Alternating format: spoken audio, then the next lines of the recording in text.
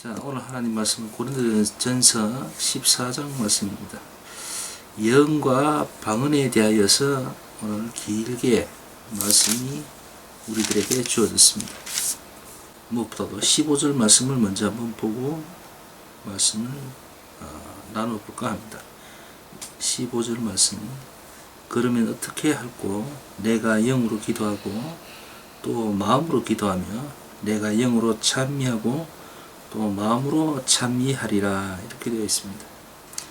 먼저 전반부에는 사도 바울이 방언과 관련하여서 여러 가지 입장을 분명하게 이야기하고 있습니다.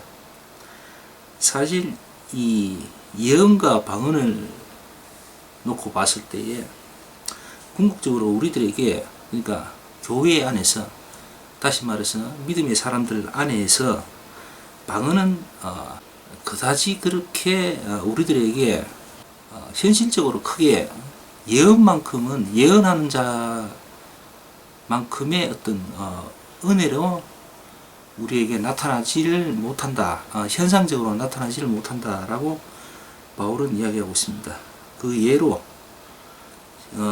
방언을 하게 되면은 바울 선생은 꼭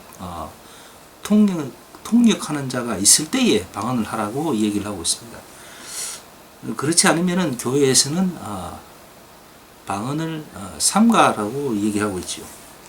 좀 더 격하게 이야기하자면 방언을 하지 말라고 합니다. 통역하는 자가 없습니다. 왜냐하면은 하나님과 1대1의 어떤 대화지요. 영적 대화지요. 그러다 보니까 다른 분들이 알아듣지를 못합니다. 저분이 어떤 내용의 기도를 하고 있는지 알 수가 없죠. 그러다 보니까 혹여 오해를 할 수도 있다는 거죠. 여러 가지 어떤 시험도 드는 경우도 있고 말이죠. 그 방언하는 사람 때문에.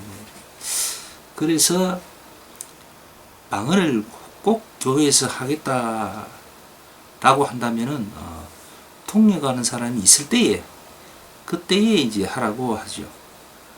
그래서 이왕이면은 교회 안에서는 차라리 예언의 말씀을 주십사하고 하나님께 간구하는 것이 바람직하다라고 이렇게 바울은 얘기를 하고 있습니다. 19절 말씀 한번 볼까요? 그러나 교회에서 네가 남을 가르치기 위하여 깨달은 마음으로 5마디 말하는 것이 1만 마디 방언으로 말하는 것보다 나으리니 라고 이렇게 이야기하고 있습니다. 또 아울러 바울은 예언과 함께 가르치는 은사에 대해서 권면의 말씀을 주고 있습니다. 사실 방언 가지고 이렇게 저렇게 문제가 생기고 하니까 차라리 그것보다는 주어진 하나님 말씀, 계시된 말씀을 잘 가르치는 어떤 가르치는 은사를 하나님께 구하는 것이 보다 더 교회를 위해서, 또 많은 형제 자매를 위해서 보다 낫지 않느냐라고 사도 바울은 또 권면하고 있습니다. 사실 그렇죠. 방언은 전적으로 개인적인 것입니다. 그러다 보니까 여러 사람에게, 여러 교우 형제 자매들에게 그렇게 은혜가 되고 유익이 되고 하는 그런 부분은 작지요. 작다기보다는 거의 없죠. 본인 자신은 어떨지 모르겠지만은 다른 사람에게는 그렇게 유익이 되지는 않습니다. 그래서 차라리 바울은 가르치는 은사를 더 주목하라라고 얘기를 하고 있습니다. 근데 사실 가르치는 은사를 달라고 한다고 해서 다 주겠습니까? 하나님께서 생각하심이 있을 때에 주겠죠. 그리고 28절 한번 더 볼까요? 만일 통역하는 자가 없거든 교회에서는 잠잠하고 자기와 및 하나님께 말할 것이요, 이렇게 되어 있습니다. 그러니까 다시 한번 그 통역에 대해서 한 번 더 이야기하면 그만큼 방언하는 것을 조심하라, 주의하라 라고 얘기하는 거죠. 그러니까 당시에도 아마 바울 선생이 있던 그 시대에도 이 방언 때문에 교회 내에서 여러 가지 말들이 많고 분란이 일어났던가 봅니다. 그 때문에 방언은 특히 특히 조심하라고 한 번 더 말씀을 주고 있는 것 같아요. 34절 한번 볼까요? 34절 한번 봅시다. 모든 성도의 교회에서 함과 같이 여자는 교회에서 잠잠하라. 저희의 말하는 것을 허락함이 없나니 율법에 이른 것 같이 오직 복종할 것이요. 이렇게 되어 있습니다. 오늘 이 34절 말씀은 오늘날 너무나 이제 여성계에 두드러진 어떤 사회 진출을 봤을 때에 자칫 아주 말이 충분히 나올 만한 그런 말씀이 되겠죠. 여성은 교회에서 잠잠하라. 여자는 교회에서 잠잠하라. 그러니까 말씀대로 하자면은 여자분들은 교회에서 입을 떼면 안 됩니다. 그러니까 소위 앞서 나와서 다른 사람들에게 이렇고 저렇고 가르치거나 이끌거나 그러면 안 된다는 거죠. 근데 오늘날 보면은 교단마다 뭐 좀 다릅니다만은 어떤 교단은 여자분들도 목사 안수를 받고 뭐 그러고 있잖아요. 그죠? 하나님의 말씀에는 분명히 여자는 교회에서 앞서 나와 이렇고 저렇고 가르치고 이끌고 해서는 안 된다고 되어 있습니다. 그 뒤에 뭐라고 합니까?